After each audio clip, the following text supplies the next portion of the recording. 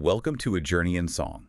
We explore the experiences Manda writes about in an attempt at self-healing through creating as a South African author, poet, lyricist, and storyteller. It is such a privilege to be doing this deep dive today. It really is.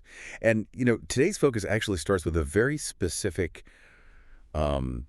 psychological catalyst. So a friend of Manda's recently wrote and received this incredibly profound card. Yeah. And just witnessing the emotional weight of that simple exchange of written words, well, it prompted Manda to look inward. She actually went digging through her own collection of old correspondence. Oh, like the letters and cards we all just kind of tuck away in shoeboxes and drawers. Exactly, yeah.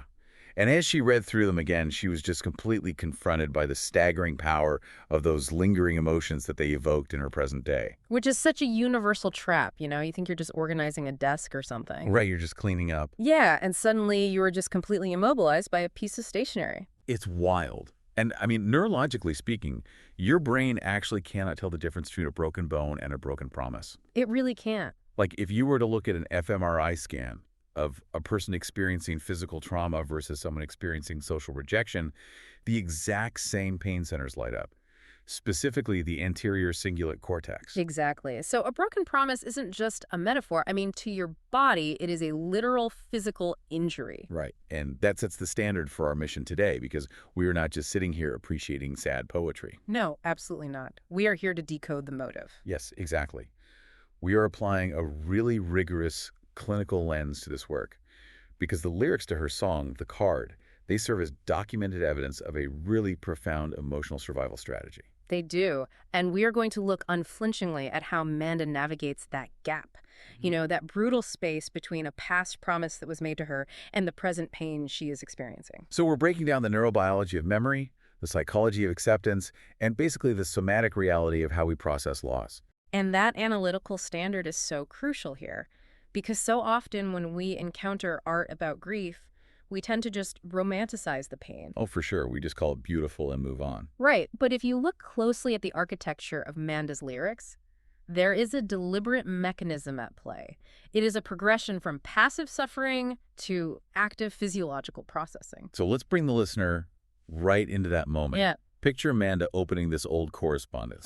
Just the tactile sensation of holding that paper. Yeah, the physical object itself. The song opens with this immediate confrontation. The lyrics are, the card read, I will love you forever and ever, care for you, and keep you from never feeling like you do today, when none of those words have come true. Wow.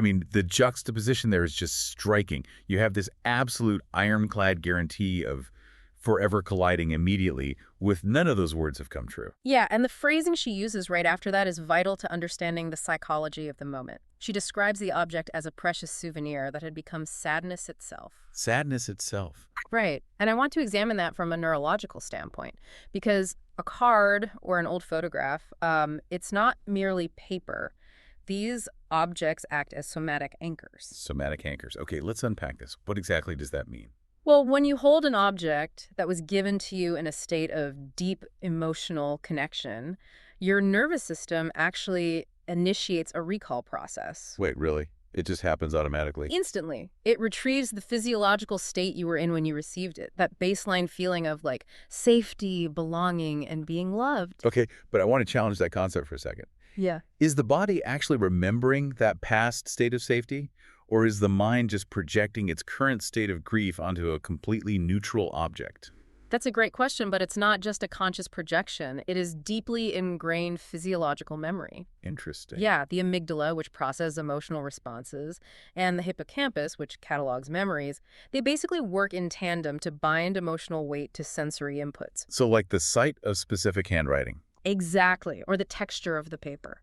When you look at that card, your nervous system doesn't experience time linearly. For a fraction of a second, your body begins to relive the safety of that original moment. Oh, wow. So you literally feel safe for a split second. Yes. But almost instantaneously, that warm neurological recall just crashes headfirst into the cognitive dissonance of your present reality, because your conscious mind knows the sender is gone. So the suffering isn't just about the fact that the person left. The intense suffering happens because the body is briefly tricked into feeling safe. Yes, exactly. Only to have the brain sound the alarm that the safety is a lie. The object literally becomes sadness itself because it is the physical bridge between the lie and the truth. Precisely. It's that friction between the biological memory of connection and the cognitive reality of abandonment. Man.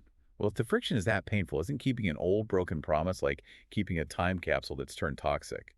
Why do human beings have this profound compulsion to hold on to souvenirs of sadness instead of just throwing them away? Right, why not just put it in the trash? Exactly. Well, because the human brain is fundamentally a meaning-making machine engineered for survival. Evolutionarily speaking, the brain perceives an unsolved puzzle as a lethal threat. A lethal threat, just an unsolved puzzle. Yes, I mean, think about early human social structures.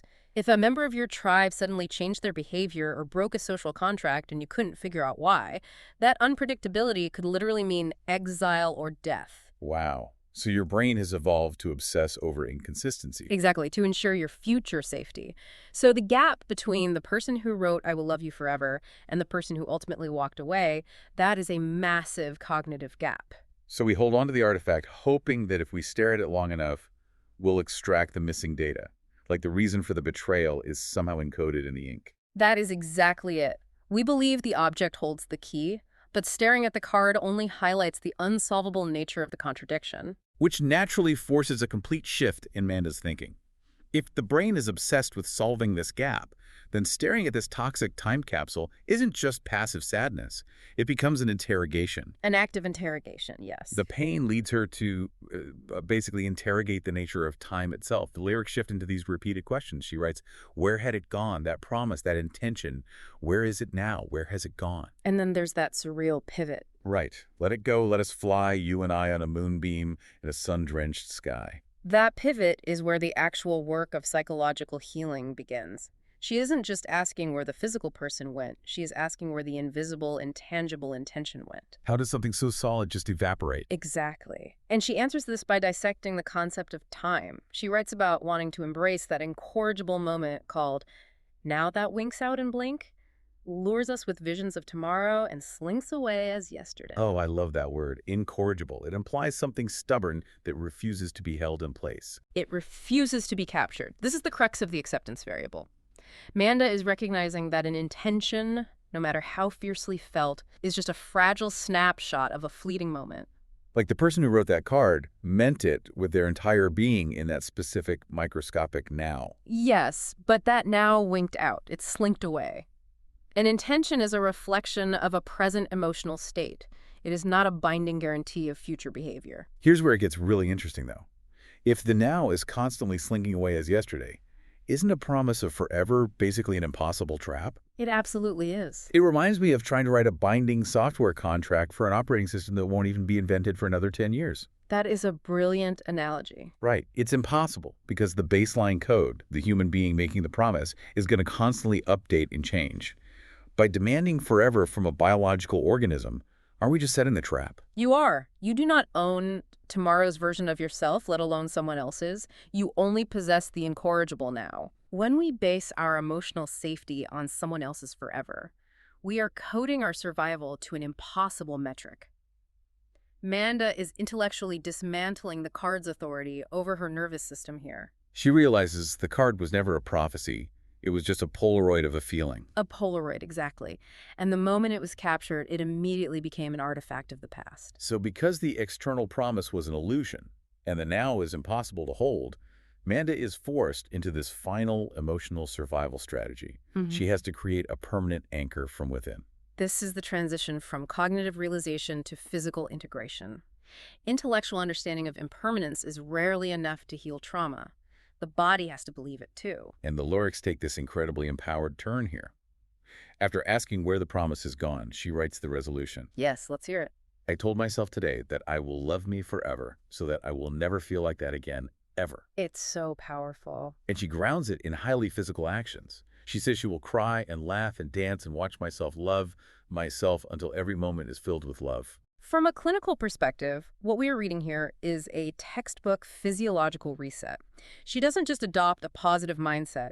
She explicitly invokes somatic mechanisms. Crying, laughing, and dancing. Yes. In somatic psychology, these are not poetic metaphors. They are the exact biological processes required to complete a stress response cycle in the human nervous system. Okay, I want to dig into the actual mechanics of that. Yeah. If I just intellectually decide to move on, why is that biologically insufficient?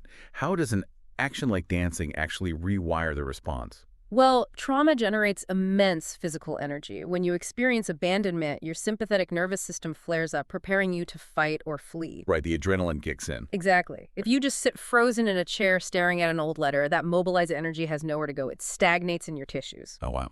Dancing specifically often involves bilateral movement, crossing the midline of the body. This engages both hemispheres of the brain via the corpus callosum, which helps process emotional memories stuck in the right hemisphere. So the physical movement is literally helping the left and right sides of the brain communicate to process the trauma. That is incredible. It really is. What about the crying and laughing? Crying physically excretes cortisol and stress hormones out of the body through tears. It's a chemical release valve. And the laughing? Laughing acts on the vagus nerve. That's the longest cranial nerve functioning as an information highway between the gut and the brain. Okay. Deep laughter regulates your breathing and sends a physiological signal along the vagus nerve telling the brain, hey, the environment is safe, we are no longer under threat. By deliberately doing these actions and watching herself do them, she is fundamentally rewiring her nervous system's response to the trigger. Precisely. And that concept of watching herself is so fascinating. By deciding to love herself forever, she's shifting her locus of control. She takes the power away from the external source, the ghost of the person who wrote the card, and pulls it back to internal sovereignty. And locus of control is everything for emotional survival. As long as she required the sender of the card to fulfill the promise, she was held hostage by their absence. But the moment she states, I told myself today that I will love me forever, she becomes self-sustaining. Yeah. She becomes both the author and the recipient of the promise. There is a beautiful irony there, too. She uses the exact same absolute language, forever, never, that injured her in the first stanza. Right. But because the locus of control is self-directed, it's no longer a trap, it's a sovereign decree. Exactly. So what does this all mean for you, the listener? I have to play devil's advocate here. Can making a promise to yourself truly bulletproof you against never feeling like that again? Or is the real survival strategy simply the act of taking your power back in the present? That is the essential distinction. No, you cannot biologically bulletproof yourself against the experience of pain. Life will continually present grief. People will still prove to be impermanent. Right. We can't patch out human grief. But what Manda's strategy does is bulletproof her against the helplessness of that pain. By committing to the physical, somatic practices of crying, laughing, and dancing, she is guaranteeing that she will never abandon herself. Oh. The survival strategy isn't about building an impenetrable fortress. It's about knowing you possess the internal tools to rebuild the shelter, no matter how many times the world knocks it down. You can't control the weather, but you can master the architecture of your own shelter. What an incredible journey this analysis has been. It really has. I mean, we started with a very relatable trigger. Just a piece of old correspondence pulled from a drawer, acting as a painful relic that tricks the nervous system. Yeah, that somatic anchor. And we walked through the rigorous deconstruction of an external promise, realizing that an intention is just a Polaroid of a fleeting now, culminating in this powerful, self-generated emotional survival strategy. Moving from sadness itself to reclaiming internal sovereignty. It's a profound roadmap for anyone anchored to a broken promise. Before we wrap up, it's incredibly important that you know exactly where to find the source of today's deep dive. You can find this song, The Card, and a wealth of other incredible music by Manda Menzies right on YouTube. Highly recommend checking it out. Yes, definitely. Let the music wash over you now that you have this analytical framework. You will hear it in a completely different way. And please, support an independent creative. Go like, share, and subscribe to her channel. It makes a tangible difference for artists courageous enough to be this vulnerable. Absolutely. As we leave you today, I want to offer a final thought for you to ponder on your own. Think about the precious souvenirs tucked away in your own drawers or stored in the archives of your memory. Yeah. What old promises are you still allowing to dictate your biological stress responses and your self-worth today? And what would happen if you finally took that painful relic, crossed out the sender's name, and bravely wrote your own?